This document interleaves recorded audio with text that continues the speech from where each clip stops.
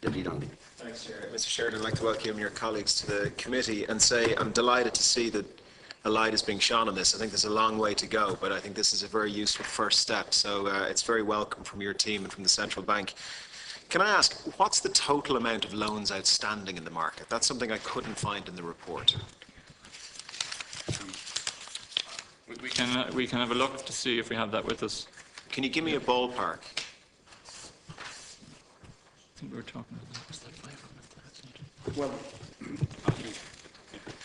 the value of loans outstanding would be 200 million, and by and large that would reflect there wouldn't be a hugely excessive number because the majority of people will have one loan.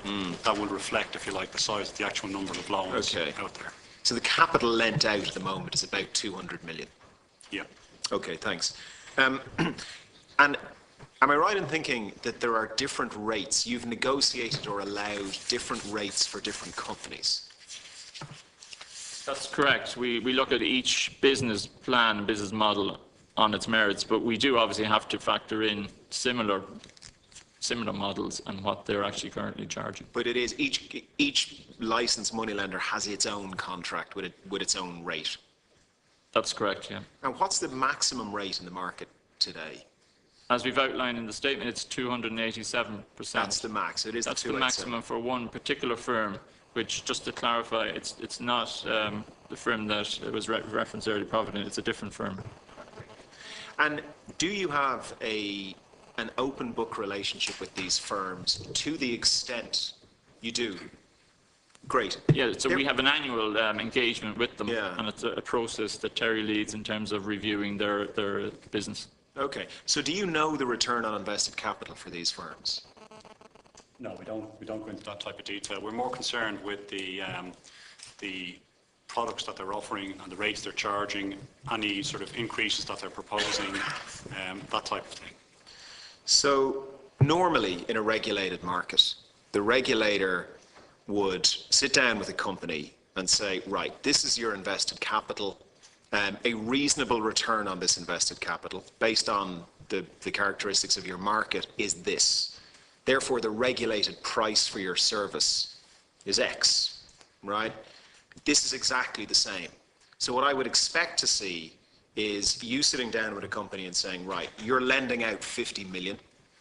The cost of that to you is, let's say, 5%. We deem a reasonable return in this market based on risk to be, return on invested capital, let's say to be 20%. Therefore, the price of your product, i.e. the maximum interest rate you're allowed to charge, is Y. Is that how it's worked out? No. What would happen is someone legislatively, they have to apply for renewal every year. They will supply us information on if there's been any changes to the firm itself. Fitness and probity requirements, are they meeting those? They will give us information on their product range, their APRs, their cost of credit. We'll check all those. We will also get information from them on, we'll say, the number of loans that were outstanding at the start of the period, the number of loans advanced, the number of loans repaid, and the number of outstanding loans. So that's the sort of process we will go through. If there are any requests for an increase in rates or whatever, we will look into that. We will require detailed commercial justification. Right, so commercial justification. There's only one, which is return on invested capital. That's the only game in town. I'm lending out this amount of money. This is the margin I make on that money. That's return on invested capital. That's it. So if you're not looking at return on invested capital, how are you determining whether or not there is a reasonable commercial case for the moneylenders? Well, in practice, we're looking at if a product has been on the market for a number of years, and if the cost of credit, the charges, the interest, if they haven't changed, we will, in that case, and it's comparable to what other firms are charging, but looking at it on a case-by-case basis, if there are no increases, if there are no changes, we wouldn't go into the cost of credit type of scenario that you outline. So is it possible that you have regulated prices to companies that are making, let's say, returns on invested capital in excess of 50%? But there's no requirement on moneylenders to supply audited figures. So it would be very difficult to say on the basis of the figures that we see whether, how accurate the return on capital is if we were to look at that particular measure. But just to be clear, we do look at the financials of the firms on an annual basis. So we're seeing their profitability levels coming through based upon the turnover, which is consistent with the information we're getting in terms of loans and the rates that they're charging. But you see, the profitability based around the turnover is not relevant. What's relevant is the profitability based on their invested capital. That's the only metric that's relevant. So if you don't know what returns they're getting on their invested capital, how can you assess their commercial case for a regulated price, which is the interest rate they can charge? Well, in a sense, as I mentioned earlier, what we have done is where we see it going above where they're currently at or relative to their peers, we reject those requests for increases. So essentially, if it's, as Terry has mentioned already, the fact that if they're not proposing changes to the rates, we're looking at their accounts, seeing are they actually making supernormal profits on this? Has that changed year on year?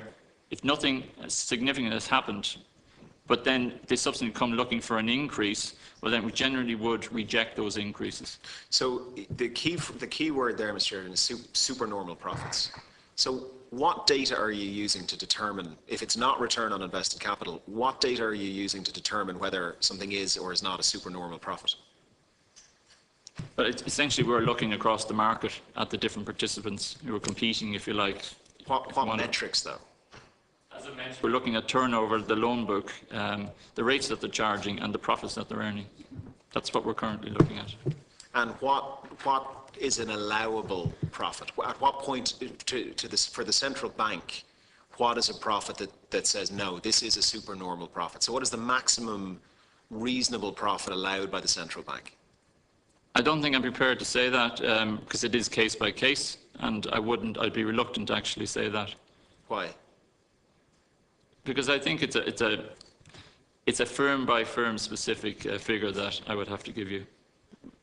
That's not satisfactory. This is a policy question. The policy question is, you've said you make a decision based on supernormal profits. Now, supernormal profit is not a firm by firm issue. It's either a supernormal profit or it's not. So can you give me an example of what you believe a supernormal profit would be? Well, I can give you an indication that in terms of the profitability of the individual firms, okay, that quite a number of them are not making profits. And if you like, the larger firms are making profits of up to maybe 10%. 10% of what? Relative to the size of their loan book. So it's a relative figure. So let's say they're lending out 50 million. They're making a profit of 5 million. Would that be the correct? Kind of, but it's not general. It's firm by firm. It wouldn't be everybody's making that. In fact, it's a very small number, right. And in fact, profitability, a lot of them are on the margin in terms of actually are they making profits. Okay, thank you. Can I ask how many increases there have been in rates in recent years? If you don't have the exact number, like ballpark, is it 0, about 5, about 50? Well, there may be increases in slight increases, but would still. So, for example, if you were talking about a 26-week loan, perhaps there have been some increases, but they would be within the, if you like, the range that exists currently. So there've been no increases outside the maximums that are in place. Okay, so none of the maximums have been increased in recent years? No. Okay, thanks. Can I ask, just on the legislative issue, does the central bank have the authority, we understand you have the authority to react to requests for increases. Do you have the legislative power to contact a company out of the blue and say, actually, we've taken a look and we're bringing your rate down? Yeah, there would be nothing to stop us from doing that, provided we had a basis for actually taking that approach. Yeah. Okay, thank you. Quick technical question. The 500 or so in the sample, there's nothing that says how they were selected, if they were randomly selected. Are you satisfied? Beg your pardon? Oh, 2 minutes. 2 minutes, thanks, Chair. Are you satisfied that that's a representative sample? We're satisfied, yes, we are. Yeah. And we obviously dictated how the sample was chosen through the research company. Okay, thank you. Two final questions. The one I'd like is some recommendations. So the report, I think, is a great first step. I noticed there's a load of conclusions which talk to the sector, but what I haven't seen is any recommendations.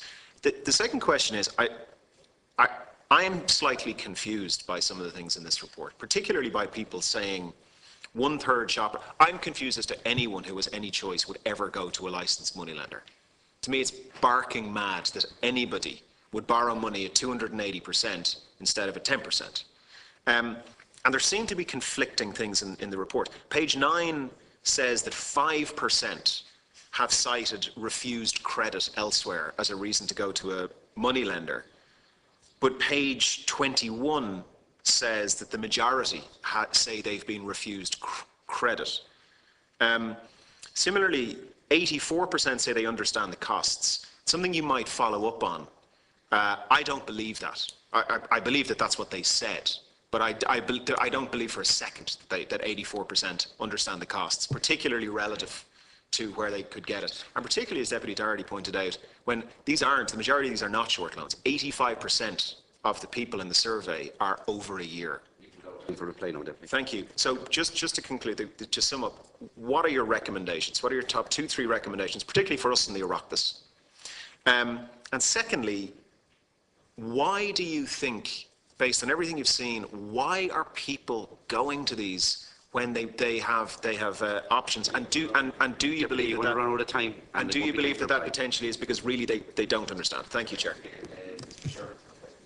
So I think it's important to bear in mind, how do people become aware of moneylenders, right? And what we're seeing from the research and what we've seen elsewhere is it's through family, it's through tradition. So why would somebody ever use it? Well, if it's always been the case, if the family has a tradition of it, if your neighbours have been doing it, whatever. And I think that partially explains it. Why not? It's so convenient as well. It's one of the findings. People find it convenient. If you're purchasing goods or you're looking for money, it's convenient. Do I agree with that? And why don't they not go to credit unions? You know, all of that is an issue for us. In terms of, I agree with you in terms of we shouldn't get carried away thinking everybody now understands the costs associated with this. People have reported that they understand, which is different than actually do they really understand the cost. And it is connected to the length of time they're using moneylenders, which I think it's more a case that not only is it longer term loans, I think it's the relationship is longer term. And that could be a series of shorter term loans, more than everybody's taking out longer term loans. So I think that is an issue for us that we are following up on in terms of, back to your question about recommendations. I think the one issue we have is around what I've mentioned earlier, is around the biggest issue, if you like, around the cost. And whether it's excessive or not. We've taken a position on it, we've been upfront about it, people have different views on it. I think if that's being looked at, we need to consider the implications, particularly in terms of financial inclusion, that we don't upset that and that there are alternatives for people. So I think that's one of the recommendations, is too strong a word. For us, we're looking at issues like the continued use of loans and also this issue of creditworthiness assessments, and really, is that robust enough to avoid having a situation where a person can't afford the repayments? Very much, Mr. Thank Sheridan. you.